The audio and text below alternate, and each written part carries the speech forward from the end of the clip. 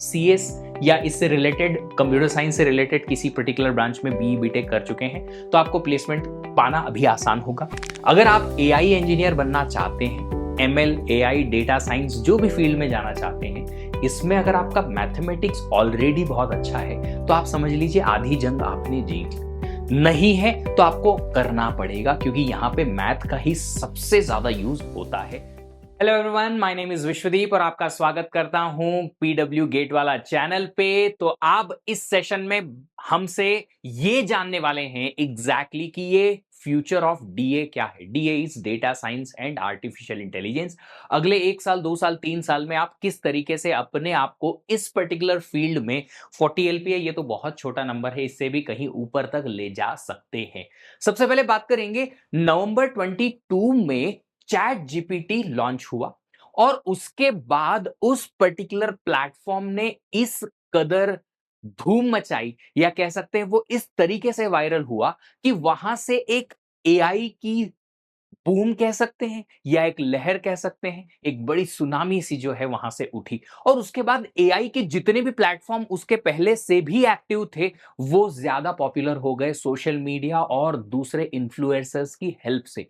तो ये क्यों हुआ ऐसा? Just because chat GPT was one of the medium जहां से लोगों को वो वायरल इंफॉर्मेशन आई कि एआई क्या क्या कर सकता है।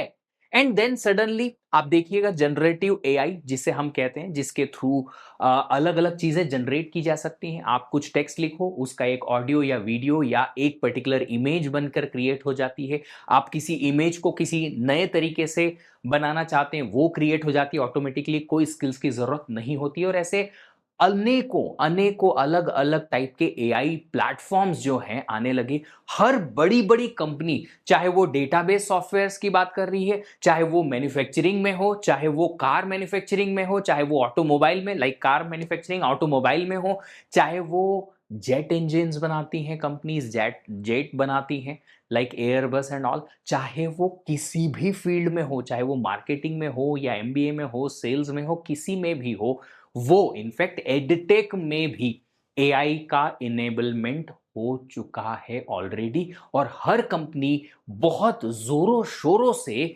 एआई को अपनी फील्ड में बेस्ट तरीके से यूटिलाइज करना चाहती हैं, ताकि कस्टमर्स को बेस्ट एक्सपीरियंस मिले, एंड कस्टमर्स को बेस्ट सर्विसेज मिले और बेहतरीन तरीके से मिले, बिजनेस ऊपर किया जा सके, अच्छा किया जा सके। उसके लिए सेल्स और मार्केटिंग कंपनीज जो हैं अपना अपना प्रोडक्ट या अपनी जो भी एनालिटिक्स है उसमें एआई यूज कर रही हैं।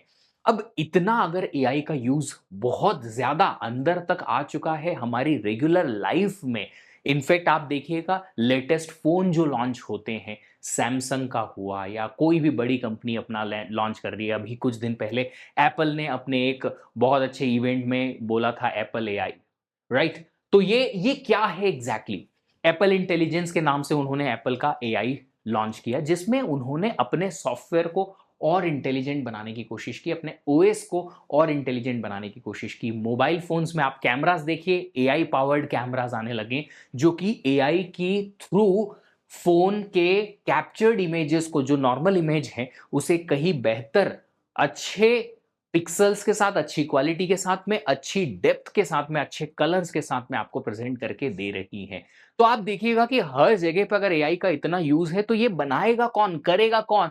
हम जैसी इंजीनियर्स हैं जो करेंगे, चाहे हम किसी भी फील्ड से हो, चाहे हम इकोनॉमिक्स से हो, एमबीबीएस में हो, चाहे हम मेडिकल फील्ड से हो, चाहे हम कॉमर्स फील्ड से हो, चाहे हम मैकेनिकल फील्ड से हो, चाहे हम इलेक्ट्रिकल फील्ड से हो, इलेक्ट्रॉनिक्स से हो, किसी भी फील्ड से हैं, एआई का यूज हर जगह होगा। और अगर हम किसी भी दो फील्ड को जोड़ें, एक है एआई और एक है आपका स्पेसिफिक ब्रांच या आपकी स्पेसिफिक फील्ड ऑफ स्टडी, चाहे आप किसी भी फील्ड ऑफ स्टडी से हैं, तो कहीं ना कहीं उसका कॉम्बिनेशन एक जो बनेगा वो एक बेहतर स्किल सेट की तरफ लेके जाएगा और एक नए रिसर्च की डायमेंशन ओपन करेगा। इसीलिए ये पर्टिकुलर जो डीए है इसका फ्यूचर गजब है। अब सिर्फ ऐसा ही नहीं कि सॉफ्टवेयर बेस्ड कंपनीज में ही एआई की जॉब मिल रही है, आजकल एआई की जॉब या डेटा साइंस की जॉब हर जगह पे अवेलेबल है, आप जिधर देखेंगे उधर मिल जाएगी। अब ये जो जॉब आपको मिलेंगी, ये जॉब कैसे, किधर, किस तरीके से मिलेंगी, इसके लिए क्या सीखना पड़ेगा, एक्सेट्रा एक्सेट्रा के बारे में हम बात करेंगे। तो पहले डेटा साइंस सीख लेते हैं। डेटा साइंस है क्या? एक इंटरडिसिप्लिनरी फील्ड है जो कि साइंस की मेथड, प्रोसेस, एल्गोरिदम्स और सिस्टम को यूज करती है to extract the knowledge and insights from the structured and unstructured data. Data के थ्रू डेटा से कुछ स्पेसिफिक इंफॉर्मेशन निकालने की कोशिश करती है। अभी अगर हमें प्लेसमेंट क्रैक करना है डेटा साइंस में तो क्या क्या चीजें सीखनी पड़ेंगी? सबसे पहले तो हमें, अगर बीटेक है, डायरेक्टली सीएस, आईटी या डीए फील्ड से, डेटा साइंस, एआई एटसेट्रा से, तो आपको डायरेक्टली प्लेसमेंट मिलेगा। पहली बात, ये बात हो रही है तब जब आप बीटेक के थ्रू ही डायरेक्टली प्लेसमेंट में जाना चाहते हैं इस फील्ड में। मैंने थोड़ी देर पहले एक बात की थी कि आप किसी भी फील्ड से हो, अपनी फील्ड में एआई यूज कर सकते हैं। जी हाँ, बट अभी अगर आप सिर्फ एआई बेस्ड जॉब डायरेक्टली पाना चाहते हैं और अगर आपको एआई का नॉलेज नहीं है या उसके करस्पॉन्डिंग डिग्री नहीं है, तो फिर मुश्किल होगी आपको डायरेक्टली जॉब पाना। उसके लिए फिर आपको एमटेक के लिए जाना पड़ेगा in the AI related field. फिर आप कहीं ना कहीं बहुत अच्छी जगह पे प्लेस हो जाएंगे इन द सेंस अच्छी जगह काम करेंगे, सही तरीके का काम करेंगे जो एक्चुअल में आपको करना है। अदरवाइज अगर आप सीएस या इससे रिलेटेड, कंप्यूटर साइंस से रिलेटेड किसी पर्टिकुलर ब्रांच में बी बीटेक कर चुके हैं तो आपको प्लेसमेंट पाना अभी आसान होगा। फिर आपको कुछ प्रोग्रामिंग लैंग्वेजेस है, Python, R, Scala, Java, C plus plus. Mainly data science के लिए आपको जो लैंग्वेजेस लगेंगी वो है पाइथन और आर।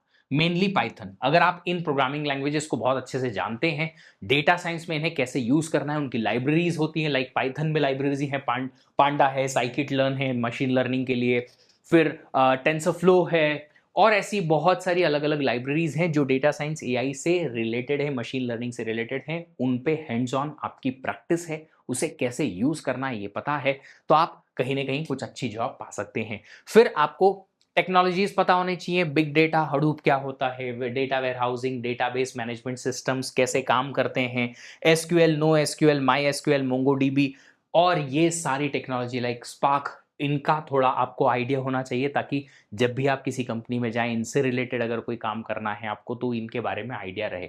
डेटा साइंस में डेटा को एक्सट्रैक्ट करने के लिए सबसे पहले आपको डेटाबेस से डेटा लाना, स्पेसिफिक फॉर्मेट में लाना और उसे प्रोसेस करने लायक बनाना, इतना तो आना ही चाहिए। और उसके लिए आपको डीबीएमएस पढ़ना पड़ेगा। ये इसीलिए डीबीएमएस जो है, डेटाबेस मैनेजमेंट सिस्टम, एक कोर्स है जो कि गेट डीए में इंक्लूडेड है। Good to have skills and technologies like machine learning, data warehousing, AI intelligence पे, एआई पे, ये टेक्नोलॉजीज की भी आपको नॉलेज होनी चाहिए। ये तो एक बेसिक सी आइडिया है कि इनके बारे में अगर आपको बेसिकली थ्योरेटिकल नॉलेज है, प्रोग्रामिंग नॉलेज है और एसक्यूएल का नॉलेज है तो आप प्लेसमेंट पा सकते हैं। बट बॉस, कॉलेज में एक तो आपकी एआई बेस्ड कंपनी का प्लेसमेंट आना चाहिए, दूसरा अगर नहीं आता है तो आपके पास इतनी स्किल सेट और कुछ ऐसे प्रोजेक्ट्स बने होने चाहिए जिनकी बेसिस पे आपको कॉल आए। अगर नहीं आएगा तो फिर डेफिनेटली आपको कहीं ना कहीं अपने को इस लायक बनाना पड़ेगा। And most of the colleges in country are not having such facility कि जहां पे डायरेक्टली प्लेसमेंट के लिए आए एआई बेस्ड कंपनी या एक ऐसी कंपनी जो डेटा साइंस या उससे रिलेटेड फील्ड में जॉब देती हैं। अच्छा सर, जॉब तो बताइए कि ये क्या क्या जॉब मिलती है। सबसे पहले तो डेटा साइंटिस्ट, ये हाईएस्ट लेवल की जॉब है बॉस।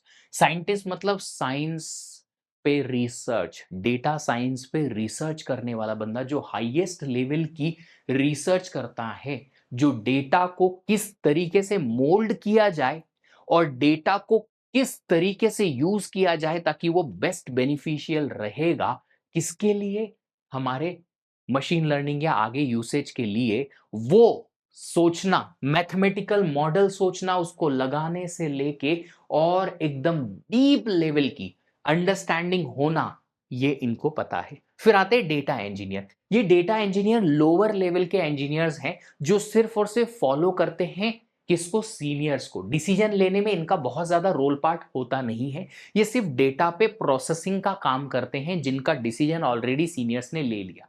मान लो मैंने कहा कि आपके पास एक डेटा है, इसको ऐसे तरीके से आप नॉर्मलाइज करो या ट्रांसफॉर्म करो कि ये इस फॉर्मेट में आ जाए, और एक बार टेस्ट करके बताओ कि किस तरीके से कौन कौन सा अलग अलग ट्रांसफॉर्मेशन टेक्निक आप लगाओगे तो किस तरीके का डेटा आएगा, एक बार टेस्ट करके मुझे बताओ। मैंने एज अ साइंटिस्ट डिसीजन लिया, बताया, फिर डेटा इंजीनियर्स उस पे काम करेंगे। फिर आते हैं डेटा आर्किटेक्ट। ये डेटा आर्किटेक्ट जो हैं वो डेटा साइंटिस्ट से ही कहीं ना कहीं मिलते जुलते हैं। जो सीनियर डेटा साइंटिस्ट या सीनियर डेटा इंजीनियर्स जो हो जाते हैं वो आर्किटेक्ट की गिनती में आते हैं। कम कंप्यूटर साइंस में या नॉर्मल एसडीई जो होती है हमारी सॉफ्टवेयर डेवलपमेंट जॉब, वहां भी हमारे पास में आर्किटेक्ट इंजीनियर्स होते हैं। फिर आते हैं डेटा एनालिस्ट। डेटा एनालिस्ट जो है इन दोनों के कहीं बीच में है, इन दोनों के कहीं बीच में है। डेटा इंजीनियर थोड़ा सा सीनियर हो जाएंगे तो छोटे छोटे डिसीजंस जो हैं या टीम को मैनेज करने का काम और टीम में जो डेटा की एनालिसिस हो रही है उस पे ये काम करते हैं। अच्छा, ये जो डेटा एनालिस्ट हैं ये एक्चुअली पोस्ट प्रोसेसिंग करते हैं। मतलब कि पहले जो आपके पास रॉ डेटा आया है ना, वो रॉ डेटा को सही तरीके के डेटा में ट्रांसफॉर्म करना, जिस पे कोई एनालिसिस लगाई जा सके, वो काम करते हैं डेटा इंजीनियर। फिर उस डेटा पे जो एक्चुअल में बहुत अच्छे से प्रोसेस्ड हो चुका है, अगर आपने बाय चांस कभी नाम सुना है तो हम कहते हैं प्रिलिमिनरी एनालिसिस डेटा पे, वो ये डेटा इंजीनियर्स करते हैं। उसके बाद वो एनालिसिस होने के बाद जब डेटा मिलता है तो उसकी डेटा पे जो मशीन लर्निंग या डेटा माइनिंग एल्गोरिदम्स लगाई जाती है, एनालिटिकल प्रोसेसिंग लगाई जाती है, वो डेटा एनालिस्ट करते हैं। ये डेटा एनालिस्ट मेनली वेयरहाउस या बिग डेटा पे काम करते हैं, जहां पे बहुत बड़ा डेटा है, उसको उठाया, उस एनालाइज करके और ऐसा कुछ पैटर्न या ऐसी कुछ चीजें ढूंढना वहां से जिससे कि हमारे बिजनेस में या कहीं ना कहीं हमारे पर्टिकुलर बिजनेस रिक्वायरमेंट में कुछ बूस्ट मिले, कुछ अच्छा सीखने को मिले। ये एनालिस्ट का काम करते हैं। देन बिजनेस एनालिस्ट, ये बिजनेस एनालिस्ट डेटा एनालिस्ट के साथ में मिलके काम करते हैं। ये बिजनेस रिक्वायरमेंट्स देते हैं इस डेटा एनालिस्ट को कि यार मुझे एक बात बताओ, मैं एक कंपनी में काम करता हूं जिसका नाम है लेट्स से कैडबरी। ये कंपनी को चॉकलेट्स बनानी है और ये चॉकलेट्स बना के बेचनी है अगले 1 महीने में। तो बताइए कितना चॉकलेट्स, कितने नंबर ऑफ चॉकलेट्स इस पर्टिकुलर क्वांटिटी के मुझे बनाने पड़ेंगे। ये है बिजनेस एनालिसिस, जो कि अलग अलग जाके और उनके मतलब अलग अलग बिजनेस एरियाज और उन बिजनेस रिक्वायरमेंट्स को समझ के और वो रिक्वायरमेंट्स कलेक्ट करके और डेटा एनालिस्ट के साथ काम करते हैं। तो ये कुछ अलग अलग डेटा साइंस से रिलेटेड फील्ड है। अच्छा, इनके अलावा ये तो डेटा साइंस से रिलेटेड है डायरेक्ट वाली, फिर इसके अलावा हमारे पास एआई वाली भी तो आती है। एआई में क्या क्या है? एक आता है एआई इंजीनियर। अब ये एआई इंजीनियर की ना पोस्ट में लाखों कैटेगरीज हैं, क्योंकि बॉस एआई अपने आप में एक बहुत बड़ा डोमेन है। इसमें नेचुरल लैंग्वेज प्रोसेसिंग होता है, इसमें वर्चुअलाइजेशन विजुअलाइजेशन के केसेस आते हैं, इसमें इमेज प्रोसेसिंग आती है, इसमें आप एलएलएम मॉडल्स पे काम करना आता है, इसमें हजारों टाइप की चीजें आती हैं। बहुत सारे अलग अलग, जिस कंपनी का जो काम है उसके अकॉर्डिंग इसमें एआई इंजीनियर में अलग अलग टाइप की काम निकल के आते हैं। एक आते हैं ML engineer, machine learning engineers, जो कि मशीन लर्निंग एल्गोरिदम्स पे काम करते हैं। और एक एमएल आर्किटेक्ट्स भी होते हैं, जो कि इंजीनियर्स का थोड़ा सा हायर वर्जन निकल के आते हैं, जो एमएल मशीन लर्निंग एल्गोरिदम्स चलाते हैं, लगा लगा के एल्गोरिदम्स को और रिजल्ट निकाल के लाते हैं। उनके आर्किटेक्ट्स भी होते हैं जो डिसीजन मेकिंग का काम करते हैं। अब डेटा साइंस सीखना कैसे है? देखो, डेटा साइंस सीखने के लिए आपको वन बाय वन बहुत सारी स्किल्स सीखनी पड़ेंगी। सबसे पहले तो एक प्रोग्रामिंग लैंग्वेज से बात करते हैं। मेनली अगर आप देखेंगे तो डेटा साइंस की सबसे ज्यादा जो पॉपुलर लैंग्वेज है पाइथन, बट फिर भी कहीं ना कहीं आर और जावा में भी डेटा साइंस से रिलेटेड काम होता है। अब आप बोलेंगे सर जावा में, मैं बोलूंगा यस, आर एक प्रोग्रामिंग लैंग्वेज है जिसमें भी डेटा साइंस और मशीन लर्निंग डेटा माइनिंग से रिलेटेड काम होता है। बट पाइथन इसलिए ज्यादा पॉपुलर है क्योंकि इसमें इतनी सारी लाइब्रेरीज और इतना अच्छा कम्युनिटी सपोर्ट है जो दूसरी लैंग्वेजेस में नहीं मिलता। तो पाइथन में इतनी अच्छी अच्छी लाइब्रेरीज हैं जो आपको डायरेक्टली मदद करेंगी कोई ना कोई प्रॉब्लम को सॉल्व करने के लिए। दूसरा है, अब आपको मशीन लर्निंग सीखनी पड़ेगी। मशीन लर्निंग के बेसिक्स फ्रॉम द स्क्रैच, वो भी मैथमेटिकल बैकग्राउंड के साथ। अगर आप एआई इंजीनियर बनना चाहते हैं, एमएल एआई डेटा साइंस जो भी फील्ड में जाना चाहते हैं, इसमें अगर आपका मैथमेटिक्स ऑलरेडी बहुत अच्छा है तो आप समझ लीजिए आधी जंग आपने जीत ली। नहीं है तो आपको करना पड़ेगा, क्योंकि यहां पे मैथ का ही सबसे ज्यादा यूज होता है। तो आप मशीन लर्निंग सीखेंगे, clustering, regression, deep learning, classification, इन सब की एल्गोरिदम्स सीखेंगे, इनको इंप्लीमेंट करना सीखेंगे इस प्रोग्रामिंग लैंग्वेज में, पाइथन में, ताकि आपको पता चले कि मान लो आपके पास एक क्लासिफिकेशन की मेथड है, नाइव बेस थ्योरम के बेस्ड, या फिर डिसीजन ट्री बेस्ड, या फिर आपके पास केएनएन एल्गोरिदम है, क्लस्टरिंग एल्गोरिदम है, आपके पास रिग्रेशन है अलग अलग टाइप के, तो ये रिग्रेशन कैसे चलेंगे, इनका बैकग्राउंड क्या है, ये क्यों ऐसे चल रहे हैं, कैसे चलेंगे, इनकी एल्गोरिदम लगानी कैसी है, ये सब आप यहां पे सीखेंगे।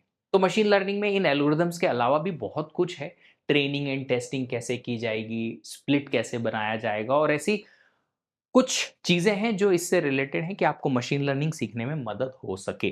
फिर आता है एक आईडीई आपको यूज करना पड़ेगा। एक आईडीई मतलब कि जहां पे जिस पर्टिकुलर इंटरफेस को यूज करके आप उन कोड को लिखेंगे।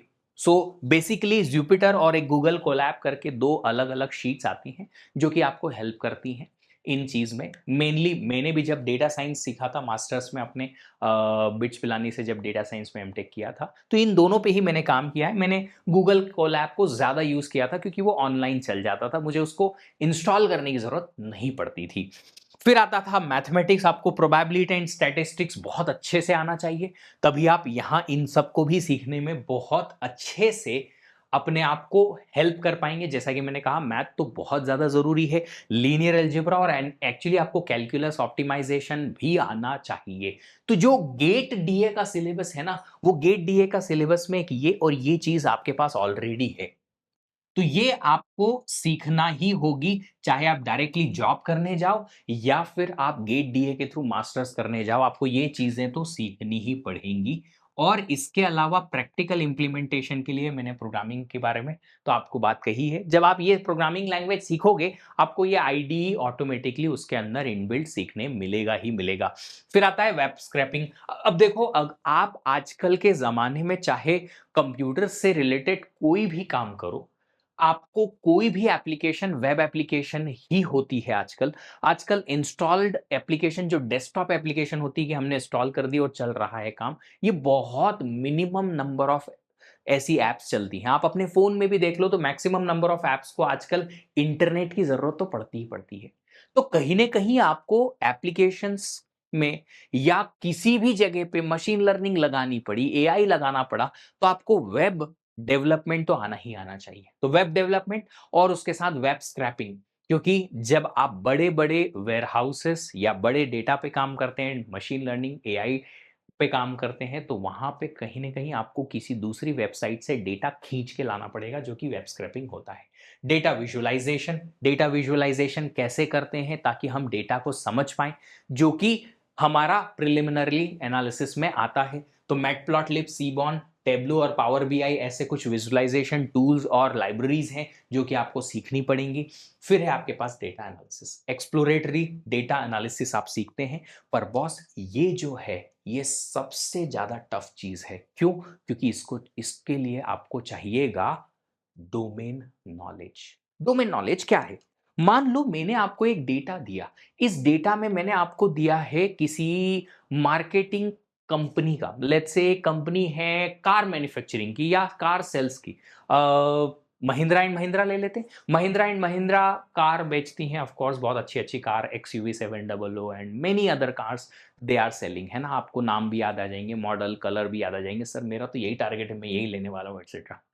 तो महिंद्रा एंड महिंद्रा कार जो है, उसको अपना ये सोचना है कि अगले 1 सालों में मुझे, 2 साल में मुझे अपनी एक नई जो कार में लॉन्च करने वाला हूं, उसकी कितनी प्रोडक्शन रखनी है, कितने टाइम में कितनी इतनी कार बनानी पड़ेंगी, इससे रिलेटेड अगर मुझे एनालिसिस करनी है, फ्यूचर एनालिसिस, तो उसके लिए पर्सन को मार्केट का आइडिया होना चाहिए। आप मशीन लर्निंग तो बहुत आसानी से सीख सकते हो ये, पर इनको लगाने के लिए जो डेटा रेडी करना है, और वो डेटा को रेडी करने के लिए जो आपको क्या चाहिए, ये डेटा एनालिसिस की स्किल्स चाहिए, वो पूरा डोमेन नॉलेज पे डिपेंड करेगा। तो आपका जिस डोमेन में उस एनालिसिस को आपको लगाना है, जिस बिजनेस पर्पस के लिए उसे लगाना है, वो आपको सीखने के लिए काफी टाइम लगेगा। And this will be the toughest part of entire lot if you are going for the data science learning. पर ये आप सीख सकते हैं। अब आप बोलेंगे सर हमने अगर इतना सीख लिया तो क्या गारंटी है कि जॉब मिलेगी? नहीं बॉस, गारंटी कुछ नहीं है, क्योंकि जॉब पाने के लिए फिर भी कहीं ना कहीं कंट्री में, हमारी कंट्री में आपको प्रोजेक्ट्स या कहीं अच्छे पोर्टफोलियोज बनाने की जरूरत है और बहुत अच्छे अच्छे कॉम्पिटिशन्स में पार्टिसिपेट करने की जरूरत है। ये मैंने पर्सनली देखा है कि बहुत कम परसेंटेज ऑफ द स्टूडेंट्स जो हैं उन कॉम्पिटिशन में कुछ अच्छा कर पाते हैं। अगर आप सोच रहे हैं कि कॉम्पिटिटिव प्रोग्रामिंग जो होती है डीएसए की, जिससे हमें कंप्यूटर साइंस में जॉब मिल जाती है इन जनरल, अगर अच्छे कॉम्पिटिशन्स में हम अच्छा जीत पाते हैं तो वहाँ की बात अलग है, ये अलग है। इसमें आप कितने ही अच्छे-अच्छे कॉम्पिटिशन में पार्टिसिपेट करें, आपको ऐसा लगेगा कि वहाँ पे कॉम्पिटिशन आपके प्रोफेशनल्स के साथ है जो ऑलरेडी इंडस्ट्री में हैं और इन चीज़ों पे काम कर रहे हैं, जिन्हें हैंड्स ऑन एक्सपीरियंस बहुत ज़्यादा है।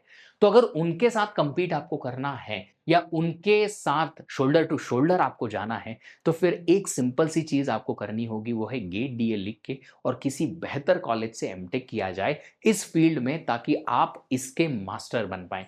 मैंने ये बहुत क्लोज़ली ऑब्ज़र्व किया है अपने एमटेक के थ्रू भी और दूसरों अपने स्टूडेंट्स के एमटेक के थ्रू भी, कि वो जो स्टूडेंट्स हैं, वो बेहतर कर पा रहे हैं अब जब उन्होंने एमटेक कर लिया है। एमटेक एआई इन आईआईसी बैंगलोर, एमटेक एआई इन एमएल रिलेटेड कोर्सेस में बहुत सारे स्टूडेंट्स ने आईआईटी बॉम्बे से किया है, मेरे ही बहुत ही क्लोज स्टूडेंट्स हैं। तो वो उनका सिंपल सा कहना है सर कि यहाँ आने के बाद जो हमें इन डेप्थ अंडरस्टैंडिंग होती है इन चीज़ों की, जो बाहर से हम कुछ भी करके नहीं सीख सकते, चाहे हम कितनी ही बुक्स पढ़ ले, यहाँ आने के बाद उन प्रोफेसर्स के सुपरविजन में जब हम सीखते हैं, 2 साल में इतना सीख सकते हैं जो हम शायद खुद से 10 साल में भी नहीं सीख पाते। तो आप 10 साल पहले आगे आ जाएँगे, रिवर्स में चले जाएँगे, अगर आप अभी से 2 साल का एमटेक खत्म कर लेंगे। कंपनीज़ के बारे में बात की जाए, देखो टॉप टॉप कंपनीज़ बहुत सारी हैं। ऑटोमेटिव ऑटोमोटिव एंड ट्रांसपोर्टेशन के लिए टेस्ला, वेमो, उबर, बॉश, कॉन्टिनेंटल, डेल्फी, ये सारी कंपनीज़ हैं जो कि ऑटोमोटिव एंड ट्रांसपोर्टेशन में काम कर रही हैं। टेक्नोलॉजी एंड आईटी के लिए तो गूगल, अमेज़न, माइक्रोसॉफ्ट सारी बड़ी कंपनीज़ हैं ही। हेल्थ केयर में बहुत सारी बड़ी कंपनीज़ हैं। अच्छा, इसमें एक और नाम मैं ऐड कर लेता हूँ, ओरेकल, क्योंकि इसी ने अभी-अभी एक बहुत बड़ी कंपनी को हायर किया है जो हेल्थ केयर डिपार्टमेंट में डेटा स्टोरेज या डीबीएमएस का स्टोरेज का काम करती थी, और उसमें भी अब एआई जो है वो इनेबलमेंट हो चुका है इनका, ओरेकल का। ठीक है, फिर फाइनेंशियल सर्विसेज, इसमें भी ओरेकल का नाम आप जोड़ दो। कंसल्टेंसी सर्विसेज बहुत सारी हैं जहां पे भी एआई से रिलेटेड काम अभी हो रहा है। चलिए अब देखो, ये बेसिक डेटा है जो कि बहुत ही लिमिटेड डेटा जो इंटरनेट पे मिला है वहां से निकाल के आया है। सर 40 लाख का जॉब पॉसिबल है अगर आप जाते हैं किसी बड़े इंस्टीट्यूट से एमटेक करके। तो अगर आप नॉर्मल कॉलेज से बीटेक भी करते हैं तो आप देख सकते हैं एंट्री लेवल जॉब लगती है बच्चों की, बट बशर्ते कंडीशन इज देयर, कि वो कंडीशन जो है वो क्या है कि आपको बहुत अच्छा हैंड्स ऑन एक्सपीरियंस होना चाहिए। बड़ी-बड़ी कंपनीज़ में अगर आपको जाना है, करोड़ों के पैकेज भी मिलते हैं, आप देख सकते हैं। कुछ एआई इंजीनियर्स को कुछ दिन पहले सुनने में आया था कि करीबन 5-5 करोड़ के भी पैकेजेस मिले हैं, ऑफ कोर्स एक्सपीरियंस होने के बाद। बट वो क्यों? क्योंकि वो बहुत अच्छे लेवल पर पहुँच चुके हैं। सो 40 लाख प्लस पॉसिबल है बिल्कुल इमीडिएटली आफ्टर एमटेक। जैसे ही आप एमटेक करेंगे, आपको ये 2 साल बाद तक तो टच हो ही जाएगा, क्योंकि इंडिया जिस तरीके से ग्रो कर रहा है और इंडियन मार्केट टेक्नोलॉजी में जिस तरीके से ग्रो कर रहा है, the demand is shifting, entire world is shifting towards India. जो पहले सेंट्रल हुआ करता था मैन पावर का एआई में या किसी कंप्यूटर साइंस या टेक्नोलॉजी में, वो यूएसए था, आज भी है। बट स्टिल यूएस के बाद अगर सबसे ज्यादा जो इमर्जिंग कंट्री है अभी के टाइम में, जहां पे सबसे ज्यादा टैलेंटेड इंजीनियर्स हैं या टैलेंटेड एआई इंजीनियर्स आज से 2 से 3 साल बाद होंगे, वो इंडिया ही है। And most probably I will hope, I will keep trying doing that. मैं स्टूडेंट्स को इस चीज के लिए मोटिवेट करूंगा कि हमें इसको नंबर 1 बनाने के लिए कोशिश करनी होगी। हम इंडिया में बेस्ड रह के, इंडिया में रह के इतना ज्यादा पैसा कमाएंगे जितना कि हम आज से 5 साल 7 साल पहले सोचते थे कि हम यूएस जाके और कमा लेंगे। So that gap already has been reduced. पहले जो गैप था कि इंडिया में सिर्फ 3 लाख पर एनम मिल रहा है, वहाँ पे 40-50 लाख पर एनम मिल रहा है, तो डिफरेंस बहुत ज़्यादा था। वो डिफरेंस काफ़ी कम हो गया है। अब इंडिया में यूएसए के कंपैरिजन में बहुत कम पैसा नहीं मिलता है अगर आप टैलेंटेड हैं तो काफ़ी सारे इंजीनियर्स इंडिया में रह के और इंडिया के बेटरमेंट के लिए काम कर रहे हैं, और यही आपको अगले 2 सालों बाद और मिलेगा अगर आप एमटेक, लेट्स से आप गेट नेक्स्ट ईयर लिखते हैं 25 में या 26 में, और उसके बाद में आप एमटेक करने जाते हैं, तो अगले 3 साल में जब आप एमटेक करके निकलेंगे डीए से रिलेटेड फील्ड में, तो डेफिनेटली आप इस कंट्री को बहुत एक्सपोनेंशियली ग्रो करते हुए देखेंगे in terms of money offered to the students, in terms of technologies, in terms of AI, new कह सकते हैं स्टार्टअप्स और अ लॉट ऑफ थिंग्स। तो सारी बड़ी कंपनीज अपना अपना एक कदम जो है इंडिया में रखी हुई है, सिर्फ इसलिए क्योंकि यहाँ पे इतने अच्छे टैलेंटेड इंजीनियर्स मिल रहे हैं। ऑफ कोर्स बहुत सारे नॉर्मल वाले भी हैं, बट जिनमें स्किल्स अभी कम हैं, स्लोली स्लोली सीख रहे हैं, बट फिर भी स्किल्ड इंजीनियर्स बहुत सारे हैं और मेहनती भी हैं। तो ये था एक सिंपल सा रोड मैप, आपको क्या सीखना है, कैसे सीखना है। बट फिर भी मेरे अंदाजे से अभी करंटली सिनारियो तो ऐसा ही है कि हम बीटेक में जो भी जितना भी सीख पाते हैं डेटा साइंस से रिलेटेड, उसे उतने लेवल पर नहीं ले जा सकते जिस लेवल से हमें इंडस्ट्री में बहुत शानदार जॉब मिल पाए, until we study in a really good college. तो अगर आप किसी अच्छे कॉलेज से बीटेक करके आए हुए हैं तो आप डायरेक्टली एआई से रिलेटेड जॉब पा सकते हैं। अगर नहीं तो फिर आपको एमटेक की कहीं ना कहीं रिक्वायरमेंट होगी, ताकि आप अपने पैकेज को सीधा 10 टाइम्स 15 टाइम्स बढ़ा पाएं। और कहीं ना कहीं अगर आपने 15-20 टाइम्स बढ़ा दिया, ये 3 लाख जो सालाना मुझे मिल रहा था 2 साल पहले, 2 साल बाद वही 3 लाख से 30 लाख 40 लाख अगर हो जाएगा, definitely you will start with a really great package. और स्लोली स्लोली वो 1 करोड़ 2-3 सालों में, 4 सालों में, या हो सकता है वो मल्टी करोड़ से ही स्टार्ट हो डायरेक्टली इंडिया के बाहर, या कहीं इंडिया की ही कंपनीज में जो स्टार्टअप हैं और काफ़ी अच्छा कर रही हैं वहाँ। So it's all about your मेहनत, आपकी हार्डवर्क पे डिपेंड करेगा कि आप किस तरीके से इन स्किल्स को सीख के इनेबल कर सकते हैं अपने आप को, कि आप उस पर्टिकुलर जॉब को पाएं जहाँ पे रिक्वायरमेंट एक ऐसे इंजीनियर की है जो स्किल्ड है एआई में, डेटा साइंस में, और फिर आप ऐसे पैकेजेस जो हैं क्रैक कर पाएं आसानी से। Current year, last year was little difficult for software engineers, but still AI और डेटा साइंस की फील्ड में फिर भी अभी भी अच्छा प्रोग्रेस है। और ये प्रोग्रेस अगले 3 सालों में एक्सपोनेंशियली ग्रो करेगा, जब कंपनीज जो अभी कुछ 2-3 सालों में एआई से रिलेटेड फील्ड में उतरी हैं, स्टार्टअप जो अभी अभी स्टार्ट हुए हैं, वो सारे स्टार्टअप्स जो हैं कहीं ना कहीं स्ट्रीमलाइन होते हुए दिखेंगे और मार्केट में आते हुए दिखेंगे। और उन्हें जब फंडिंग मिलेगी, definitely that particular era will make the era of India. और आप सब लोग मिलके, हम सब लोग मिलके इसको एक इंडिया का डेकेड, इंडिया का एक एरा बनाएंगे जहां पे एआई इंजीनियर्स का एक प्लेथोरा ऑफ स्किल्ड इंजीनियर्स का हमारे पास बंच होगा, जो कोई भी काम कर सकता है एआई से रिलेटेड। चलिए, तो इसी रिमार्क के साथ मैं ये वीडियो एंड करूंगा। आप सब लोग अगर कोई भी आपके पास डाउट है, क्वेरी है, क्वेश्चन है, तो आप कमेंट बॉक्स में ज़रूर छोड़ के जाइएगा, ताकि हम उनसे उठा के और आपके जो भी क्वेरीज हैं, प्रॉब्लम्स हैं, उनको सॉल्व कर पाएँ। तब तक आप अपनी स्किल्स के लिए लर्निंग करते रहिएगा। Happy learning. Thank you. Bye bye.